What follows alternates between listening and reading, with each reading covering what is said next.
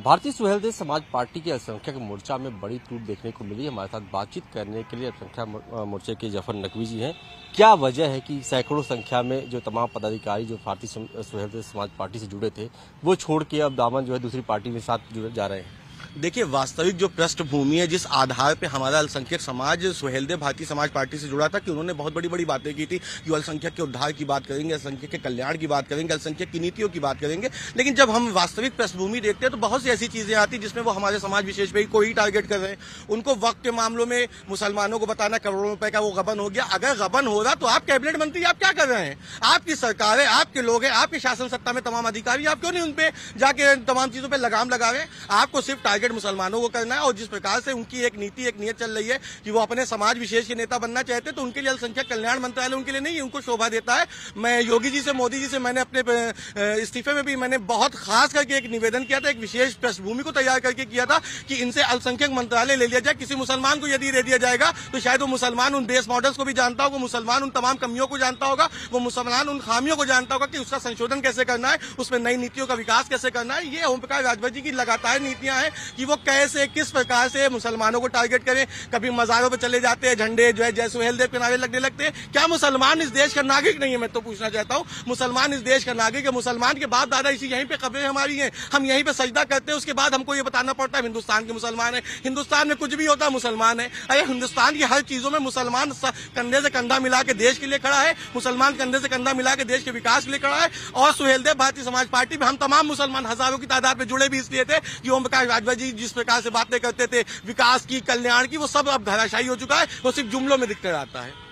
अगर बात करें कि तो हाल ही में जो है वक्त संशोधन बिल सामने आया था और ये कहा जाता है कि ये मुसलमानों के लिए खासतौर पर बड़ा ही ये लाभकारी होगा जो संशोधन बिल आया है। तो क्या आपकी जो बगावत है ये जो तमाम बिल सामने आए हैं उसको लेकर है या फिर जो विचारधारा की लड़ाई है उसको लेकर है? देखिए जो चीज माननीय न्यायालय के संज्ञान में आ चुकी है उसमें माननीय न्यायालय क्या फैसला करेगा, यकीनन देश के कुछ लोगों को इस पे विरोध था। देश की तमाम कुछ ऐसे पॉइंट्स है जिसपे जो है संशोधन की आवश्यकता थी, उसको लेकर लोग न्यायालय गए हैं। अब माननीय न्यायालय का जो फैसला है वो सर्वमान्य है, उसमें हम कुछ नहीं कर सकते, आप कुछ नहीं कर सकते, या ओम प्रकाश राजभर या स्वयं नरेंद्र मोदी जी अगर भी चाहे वो भी कुछ नहीं कर सकते, क्योंकि जो न्यायालय का फैसला होगा। हमें बाबरी मस्जिद के समय में भी न्यायालय के फैसले को साहस स्वीकार किया, देश में सौहार्द भाव के साथ आगे बढ़े हैं। हम ये चाहते हैं कि ओम प्रकाश राजभर की जो नीतियां समाज विशेष के खिलाफ जिस प्रकार से उनका एक अलग तरह का एक सिनेरियो चल रहा है, उस सिनेरियो से हम बचना चाहते हैं। और मैं अल्पसंख्यक मेरे साथ तमाम, मैं अल्पसंख्यक का संगठन मंत्री था उत्तर प्रदेश का, मेरे साथ तमाम वो लोग एक विचारधारा के साथ, एक कल्याण के साथ, समाज के विकास के साथ जुड़े थे। उन विकास की ओर, उस सम्मान की ओर वो कहीं पे अग्रसर नहीं है। उनका विशेष टारगेट है कुछ भी करना है, देश के मुसलमानों की बात करनी, कुछ भी करना है, इमाम बाड़ों की बात करनी, कुछ भी कहना मदरसों की बात करनी है। हर चीज मुसलमान को यदि आपको दोषी बनाना तो मंत्रालय के झक मारने के लिए लिया गया है।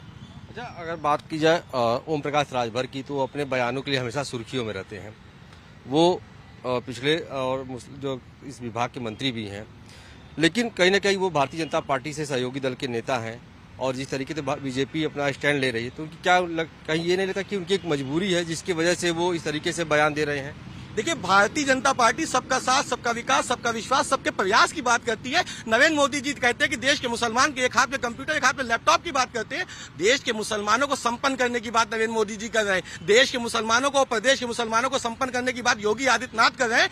ओम प्रकाश राजभर जी अपने आप को न चाहते हुए भी सनातनी नेता बनाना चाहते हैं, लेकिन इस देश को उनका इतिहास मालूम है, इस देश को उनकी सोच और विचारधारा मालूम है। ये देश अब उनके बहकावे में नहीं आने वाला है। उत्तर प्रदेश का मुसलमान आज जाफर नकवी के साथ अगर खड़ा है तो उत्तर प्रदेश का मुसलमान 2027 में बता देगा कि जिन 6 सीटों से मुसलमानों के साथ जीत के आए थे, मैं इसी एनडीए दल का सहयोगी दल बनने के नाते मैं योगी आदित्यनाथ जी से निवेदन करूंगा कि एक मौका हमको भी मिलना चाहिए, हमारे समाज को नेतृत्व की क्षमता दीजिए। हम बताएंगे कि वो 6 सीटें जीतने वाला कौन था और जिताने वाला कौन था।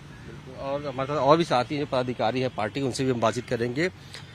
ओम प्रकाश राजभर से आपकी नाराजगी चल रही है, आप सभी लोग एक साथ पार्टी छोड़ के सैकड़ों लोग आ रहे हैं। ओम प्रकाश राजभर जब दोबारा एनडीए से शामिल होते हैं तो उनको पिछड़ा और अल्पसंख्यक कल्याण विभाग का मंत्री बनाया जाता है। कहीं ना कहीं आप लोग को एक खुशी रही होगी कि हमारी बात सुनेंगे, हमारे रहनुमा होंगे। तो कौन सी ऐसी बात आपको लगी कि लगा कि नहीं अब इनके साथ नहीं रहना है? देखिए, जब हम लोगों को इस पार्टी से जुड़ा गया, माननीय जाफर नकवी साहब और खुर्शीद आलम साहब ने हम लोगों के साथ एक वादा किया था कि आप लोगों की बात सरकार तक पहुंचेगी। और जिस तरीके से भाजपा ने उस टाइम हम लोगों को आश्वस्त किया था कि सबका साथ, सबका विकास, तो हम लोग भी यही सोचकर जुड़े थे कि चलिए ठीक है, भाजपा को मुस्लिम विरोधी दिखाया जाता है तो उन्हीं के सहयोगी किसी पार्टी से जुड़ना हम लोगों के लिए अच्छा रहेगा। हम लोग इसी सोच के साथ जुड़े, लेकिन उसके बाद जिस तरीके से हमारे साथ छल किया गया, ना तो हमारा कोई वादा हमसे जो किया गया था वो पूरा किया गया। उसके बाद लगातार राजभर जी ने जिस तरीके के बयानों को दिया है, आपने सुना होगा कि उन्होंने बड़े इमामबाड़े को लेकर जब तक वक्फ बिल पास भी नहीं हुआ था और उन्होंने कहना शुरू कर दिया था कि ये अब सरकार के अंडर आएगा, उसको लेके हम अपनी शिया कम्युनिटी को कभी भी ये आश्वस्त नहीं कर पाए कि ऐसा नहीं होगा। अब बिल भी पास हो गया है, उसके बाद भी ऐसा कुछ होता नजर नहीं आया, लेकिन उनके बयानों ने कहीं ना कहीं हमारी कम्युनिटी को निराश किया। उसके बाद उन्होंने लगातार इस तरीके के मामले करे कि सुहेल देव को खड़ा कर दिया, उन्होंने ले जाके सालार गाजी के पास। सालार गाजी को कहा गया कि वो बाहरी आक्रमणकारी है, लेकिन आप बताइए कि कोई 500-700 साल से यहाँ पर मुस्लिमों के साथ हिंदुओं का भी पूजक बना हुआ है, तो क्या वो कोई बाहरी आक्रमणकारी है? क्यों हिंदू उनको पूछते हैं बहराइच में या वहाँ पर? उसके बाद उनकी दरगाह पर हमला हुआ, वहाँ पर जय सुहेल देव के नारे लगे। तो ये सब नारे और ये सारी चीज़ें जो हुई, उसके बाद हम लोगों ने एक तय किया कि हम लोगों को अब ऐसे आदमी के साथ नहीं रहना है जिसकी कोई स्पष्ट विचारधारा नहीं है। ठीक है, और भी हमारे साथ है, उनसे बातचीत करेंगे। मुस्लिम समाज के सुधार के लिए बीजेपी की बात या एनडीए की बात करें खासतौर पे, तो कई फैसले, जैसे वो ट्रिपल तलाक का मामला हो, चाहे वक्फ बिल संशोधन का मामला हो, कई ऐसे मुद्दे जिससे समाज में सुधार लाने की बात की है।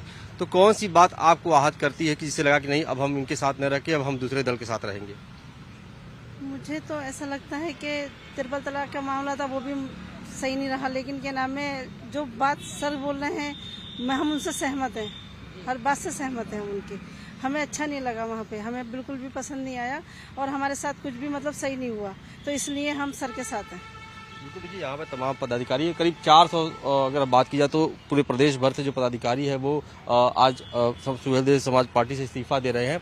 जफर साहब, आखिरी सवाल ये है, क्योंकि आप जिस विचारधारा की बात करें, हालांकि आप भारतीय सुहेल समाज पार्टी के साथ थे, लेकिन आप उनके कई मुद्दों को लेकर, उनके बयानों को लेकर असहमत नजर आ रहे हैं, तो अब आपका अगला स्टैंड क्या है? किस पार्टी, किस दल के साथ आप जा रहे हैं? देखिए, हम एनडीए के साथ हैं क्योंकि हम राष्ट्रवाद के साथ हैं, हम राष्ट्रहित के साथ हैं। हमारा मुसलमान इस देश के विकास की और इस देश के कल्याण की बात करना चाहता है। जिस प्रकार से मिथ्याएं फैलाई जाती थी, मुस्लिम देश विरोधी तमाम ये चीजें, और जो विपक्षी दलों ने लगातार कोशिश की, भाजपा आएगी मुसलमानों का ये होगा, मुसलमानों का ये होगा, मुसलमान अब आश्वस्त है, मुसलमान बड़े सुकून से है, मुसलमान उन्नत हो रहा है, मुसलमान विकसित हो रहा है, और हम एनडीए के साथ ही हैं। राष्ट्रीय क्रांतिकारी समाजवादी पार्टी, जिसको कि 2022 में जिसने 51 छोटे छोटे क्षेत्रीय दलों के साथ भारतीय जनता पार्टी को समर्थन दिया था, उसमें राष्ट्रीय नेतृत्व में मुझे कहीं ना कहीं सम्मानजनक की स्थिति में भेजा जा रहा है, और मैं अपने समाज के लोगों के साथ, शोषित वंचित समाज के साथ मैं राजनीति का हिस्सा भी बनूंगा, और इस देश को ये बताऊंगा कि देश के मुसलमानों को मुख्य राजनीति का हिस्सा भी बनना है। देश के मुसलमानों को सहभागिता भी पार्टी राजनीति में अगर कोई देता है तो वो एनडीए घटक दल देता है।